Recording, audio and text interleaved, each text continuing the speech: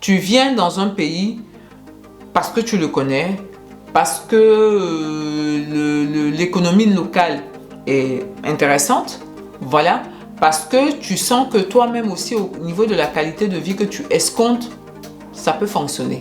Voilà, ça peut fonctionner. Ça doit être tes critères pour pouvoir... Hello, je suis Kajete, multi-entrepreneur en Afrique. Je suis dans la restauration, dans l'immobilier, dans l'agroalimentaire et dans l'esthétique. Je vis entre l'Afrique et l'Europe et ici vous êtes sur ma chaîne où on parle d'entrepreneuriat, d'immobilier et d'investissement. Ce sont des thématiques qui vous intéressent. Je vais vous demander quelques petites choses. Activez la cloche de notification pour ne perdre aucune vidéo. Si vous êtes abonné, likez la vidéo, commentez la vidéo, partagez la vidéo et surtout pour ceux qui ne sont pas abonnés, abonnez-vous.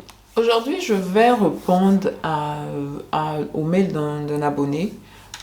Cet abonné-là m'a écrit pour m'expliquer un peu sa situation et pour me poser un problème, voilà, que je vais également vous poser. Voilà, et on va essayer d'apporter une réponse à cet abonné-là. Bien. Donc, c'est mon abonné qui m'a écrit, qui m'a expliqué qu'en fait, lui, cet abonné-là, il avait un projet. Voilà, il ne m'a pas dit son projet, hein. Il m'avait dit en tout cas qu'il avait un projet très innovant qu'il voulait transplanter des États-Unis en Afrique, je ne dis pas quel pays aussi. Voilà, très intéressant tout ça. Le problème, c'est que en fait, il a peur qu'une fois qu'il vienne ici, on lui vole son projet. Voilà, qu'on lui vole son projet et qu'il y a tellement d'histoires qui courent. Parce que son projet, c'est vraiment un projet, de ce qu'il m'a dit, un projet vraiment très innovant. Très innovant, il n'y en a pas là. Mais c'est un projet qui peut vraiment porter, quoi. Voilà, donc il a peur que quand il vienne ici et qu'il commence à entreprendre des démarches pour pouvoir faire sa société dans le but de montrer son projet, là, on lui pique son projet. Voilà, on lui pique son projet.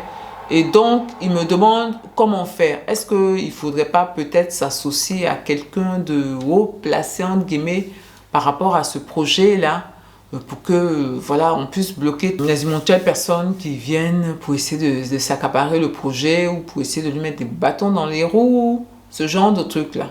Donc, qu'est-ce qu'il peut faire? Ou, moi, je lui conseille peut-être de ne pas faire ça dans son pays d'origine, de faire ça dans un autre pays africain, voilà, ou même la manière dont je vois de ne même pas, selon l'expérience que j'ai, de ne même pas aller vers ce type de truc là, voilà, des projets innovants, tout ça, où on peut te les piquer et tout ça.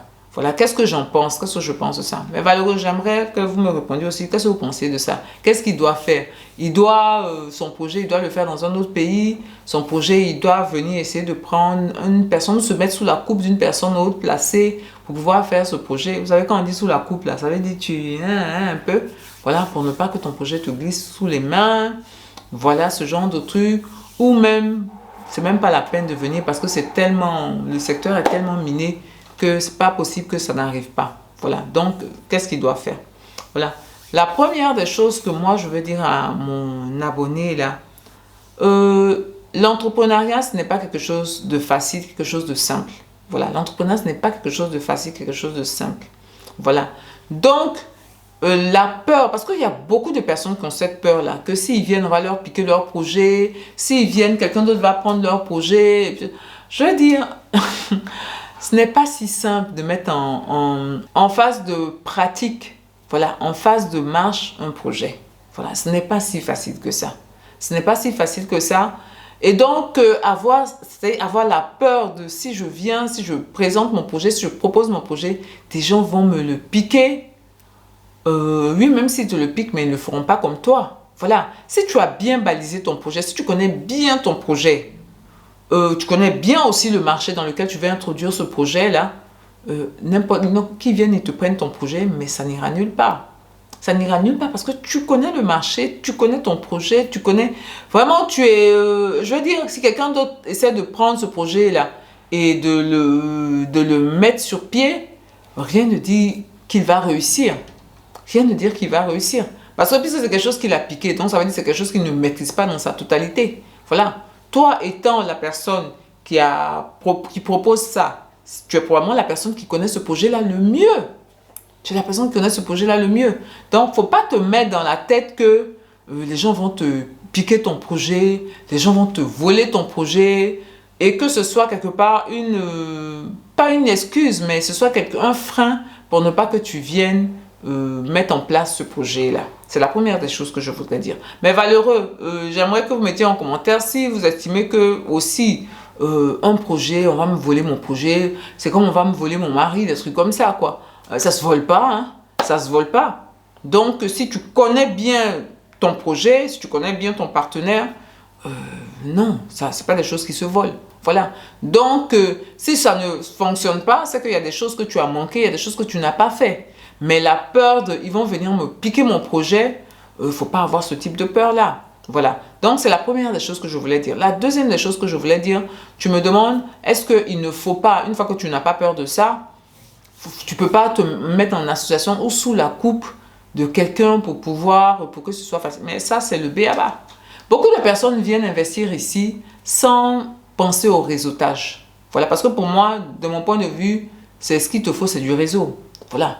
Si tu viens pour pouvoir proposer des choses qui sont innovantes, qui sont d'un certain niveau, il faut que tu aies ton réseau.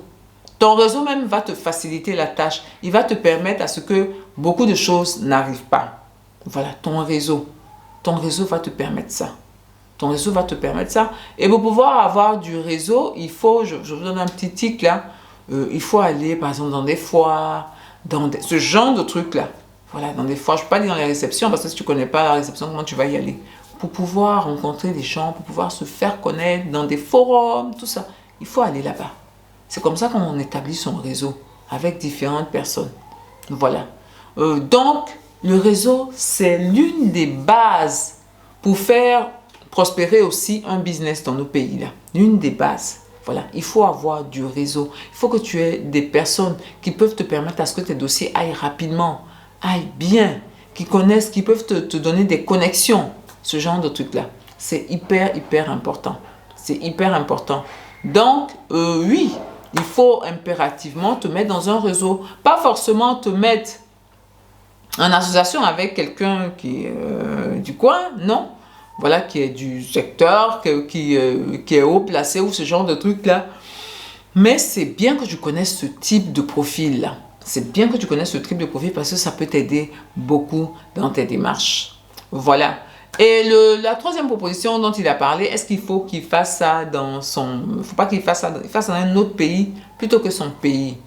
Sur ce point-là, je suis un peu mitigée. Je suis un peu mitigée parce que pour moi, bon... Dans ton pays, tu connais un peu mieux l'environnement économique et l'environnement sociétal. Donc, ton pays est le meilleur endroit pour pouvoir débuter quelque chose. Après, une fois que tu as implémenté ces succès, ça a du succès, tu peux essayer de te projeter dans d'autres pays. Mais le truc d'aller dans un autre pays, bon, si c'est dans ce pays-là, beaucoup de potentialités, oui. Mais simplement de peur à ce qu'on te vole ou qu'on te freine, ce genre de truc. Je dis non, c'est une mauvaise façon de procéder. Voilà. Tu viens dans un pays parce que tu le connais, parce que l'économie locale est intéressante. Voilà. Parce que tu sens que toi-même aussi, au niveau de la qualité de vie que tu escomptes, ça peut fonctionner. Voilà, ça peut fonctionner. Ça doit être tes critères pour pouvoir savoir où tu vas te mettre. Voilà, savoir où tu vas te mettre. Mais simplement pas partir dans un pays pour simplement échapper à un autre. Ou ne pas... voilà, ce genre de truc-là. Non, faut pas faire ça. Faut pas faire ça. Je ne pense pas qu'il fasse obligatoirement partir dans un autre pays si dans ton pays, l'économie est suffisamment intéressante pour pouvoir implémenter ton idée, ton projet dans ton pays. Voilà. Par contre, si tu trouves un autre pays, comme je le disais, je le répète, un autre pays où tu estimes qu'il y a beaucoup plus de potentialité, un autre pays africain, évidemment, il faut y aller, quoi. Il faut y aller. Voilà. Mais pas pour la raison première que tu as avancée là. C'est-à-dire, bah, tu te dis que dans un autre pays, ça va être moins compliqué pour toi, vu que les gens, ils ne te connaissent pas, tu n'es pas dans ton pays, ils vont moins te mettre les bâtons dans les roues, pardon. Ils vont pas te voler ton projet. Si on doit te voler ton projet, que tu sois à Dakar, à Abidjan, à Lomé, à Ouagadougou, Si on doit te voler, on va te le voler. Hein. Donc, c'est pas ça qui va empêcher, c'est pas de changer de pays qui va empêcher cet état de fait là. Voilà. Et le dernier truc, c'est est-ce qu'il faut laisser tomber le truc? Non, non. Faut pas, il faut bien préparer ton projet. Parce que la préparation, ça fait 70%, 80% du succès. Il faut bien préparer ton projet. Voilà, il faut bien analyser le marché local. Parce que souvent, les personnes qui vivent en Occident, que ce soit des Occidentaux ou même des Africains qui sont en Occident, ils ont une vision qui ne correspond pas à la réalité africaine. Voilà. Donc, si tu veux transplanter quelque chose des États-Unis vers les pays africains, il faut voir dans quelle mesure tu vas pouvoir faire cette transplantation-là pour que la greffe puisse prendre. Ce n'est pas parce que le système économique que tu vas trouver en Côte d'Ivoire n'a rien à voir avec celui des États-Unis. Absolument rien à voir. Donc, il faut aussi penser à ça. Il faut penser que les problèmes que, par exemple, ton système, ton projet résolve éventuellement aux États-Unis, peut-être même que ces problèmes-là ne sont pas en Côte d'Ivoire encore. Voilà. Ou peut-être que ces problèmes-là se présentent de manière différente. Donc, ta réponse, ton projet doit être un tantinet différent pour pouvoir s'intégrer dans le microscope économique ivoirien. Bien.